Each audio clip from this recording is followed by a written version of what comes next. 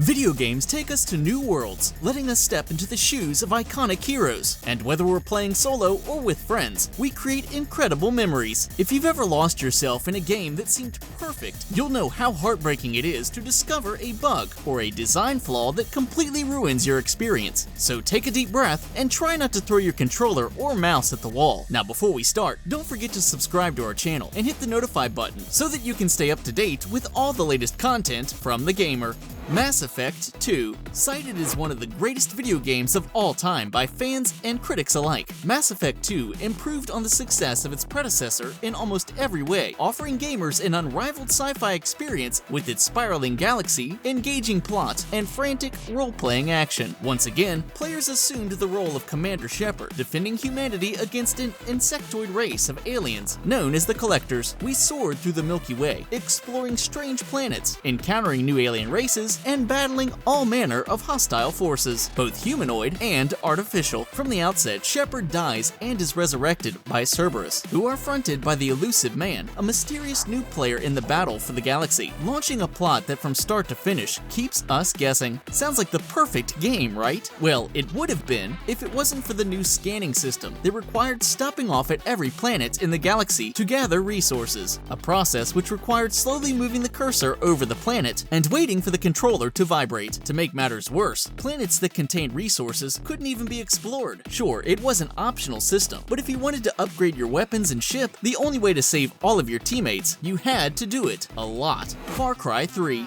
Imagine being released into an idyllic beach paradise, given the freedom to go anywhere you want, armed to the teeth with rifles, explosives, and even a recurve bow for silently taking out your enemies. Oh, and by the way, you get to hunt rare wild animals, including tigers, or if you're feeling brave, you can hunt bull sharks in crystal clear waters. Far Cry 3 would have been a dream come true for shooter fans, with its incredibly beautiful world and thrilling gameplay that gave players endless opportunities to create mayhem, run in guns blazing, or take out every enemy from the bushes. The choice was always up to you. You could even have the animals do the work for you by shooting the locks off their cages. There was just one problem with Far Cry 3, the game's protagonist. Not only was it hard to believe that Jason Brody, a spoilt and whiny white kid, could save the island and its poor inhabitants, it was just plain difficult to like him. After spending the entire game running around the island, trying to rescue his friend and get revenge on Voss, Jason is given the option to release his friends and leave the island, or kill his friends and hook up with Citra, the warrior priestess. Why are these the only two options? Why would Jason suddenly decide to kill the people he's worked so hard to rescue? We'll never know. Star Wars Knights of the Old Republic.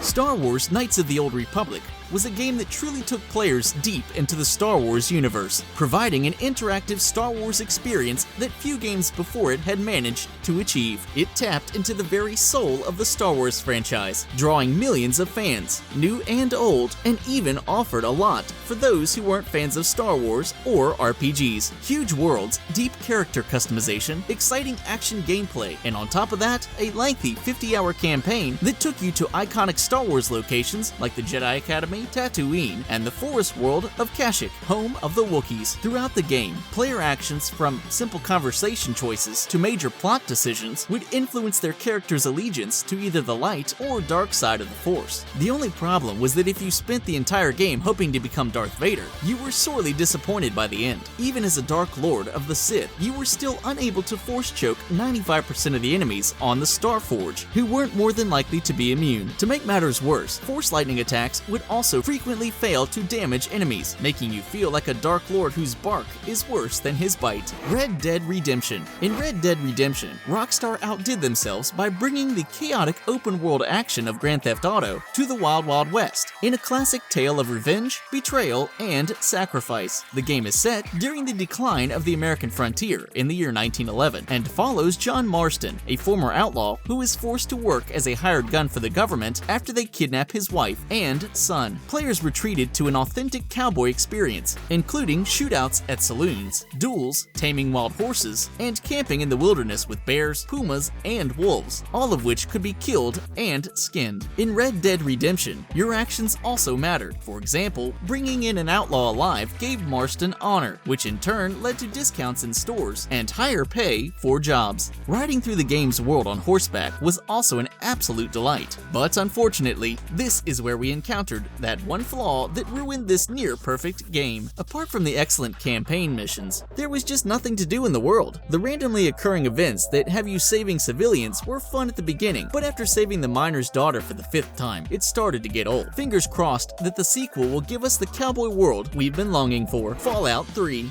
Imagine spending the first 19 years of your life living in an underground vault with no idea what the world outside looks like, which is exactly what happens to the protagonist of Fallout 3, who leaves the shelter of his vault and emerges into a nuclear war wasteland full of bandits, mutants, and terrifying radioactive beasts. As with previous installments in the Fallout franchise, it's all about exploration, leveling up, and finding precious loot. The game gives you a huge range of skills to choose from, and a lot of equipment to do it with. Whatever the challenge, you'll have fun. From the moment you leave your vault, you can forget the main quest line and spend hours, if not days, completing rewarding side quests, although there are many technical issues, which we've come to expect from games of this size. The game's main flaw is its story. Despite voice acting from Liam Neeson and Malcolm McDowell and having great ideas, the plot is rather generic and hard to care about, tasking you with finding your dad and purifying water. The world of Fallout 3 is far more captivating than these tasks. Who cares about purifying the water for everyone when there's power armor, alien weapons, and bottle caps to find? Arkham City. Building on the success of Arkham Asylum, players were once again transported to the dark comic book world of Gotham City. But this time, players got to explore the city itself, which featured a huge variety of side missions and content, including the challenging Riddler missions. Stealth and combat were more satisfying than ever in this sequel, with the Dark Knight receiving an expanded arsenal of gadgets to take down his foes. The game's storyline featured a large cast of iconic villains, including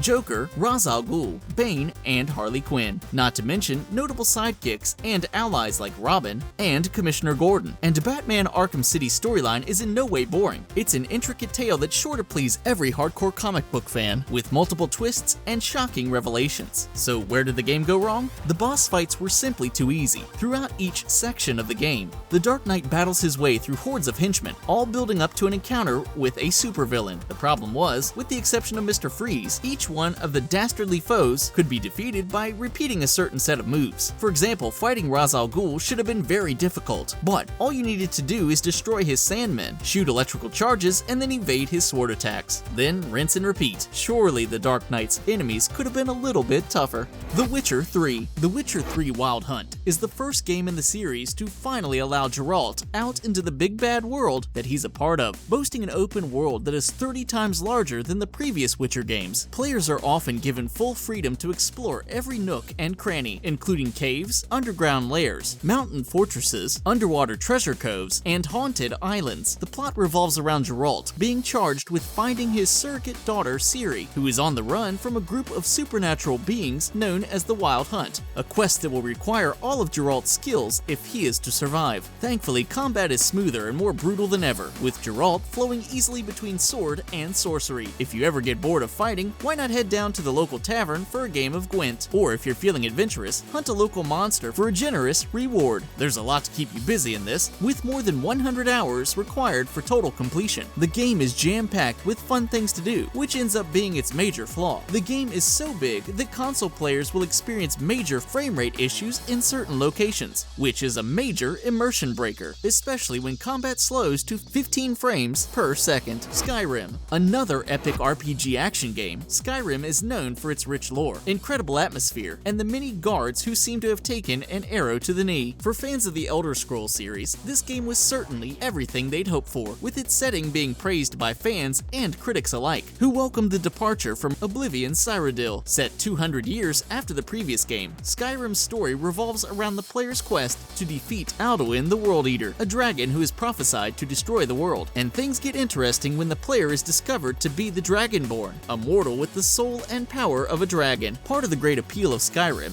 is its believable world with fleshed out characters that are actually interesting to talk to. The world's politics and factions are also fascinating to behold. This brings us to the game's major flaw, and although it's not a deal breaker, it is a major flaw. As the Dragonborn, you are responsible for creating events that should have a significant impact on the land. Yet, no matter what you do, nobody treats you any differently afterwards, with most characters remaining oblivious to the fact that you saved the world. Even if you choose to murder some of Skyrim's citizens, they'll still greet you cordially and say, quote-unquote, "Watch the skies, traveler." Grand Theft Auto 5. If you've ever wanted to be a gangster, but not actually hurt anyone in real life, the Grand Theft Auto series offers plenty of virtual criminal thrills. GTA 5 is not just the best installment in the franchise, it's again one of the greatest games ever made, with countless critics praising its open-world action, deeply satirical story, and phenomenal presentation. It's also perhaps one of the most controversial games in recent history, receiving criticism from politicians, celebrities, and charities for its depiction of women and torture. Whether playing solo or online with friends, there's no shortage of fun to be had in GTA 5, and that's what the game's really about. Set in a fictionalized recreation of Los Angeles, the game follows three criminals in a series of bank heists that they commit while being pursued by the government and criminal organizations. The game's world is also significantly larger than previous games, featuring a rich variety of outdoor locations, including mountains, rivers, oceans, and forests. This masterpiece couldn't possibly have a major flaw, could it? Just one. Accurately aiming your weapon is kind of impossible on consoles. Aiming is slow and unresponsive, and if you do dare to turn on aim assistance, it's way too easy.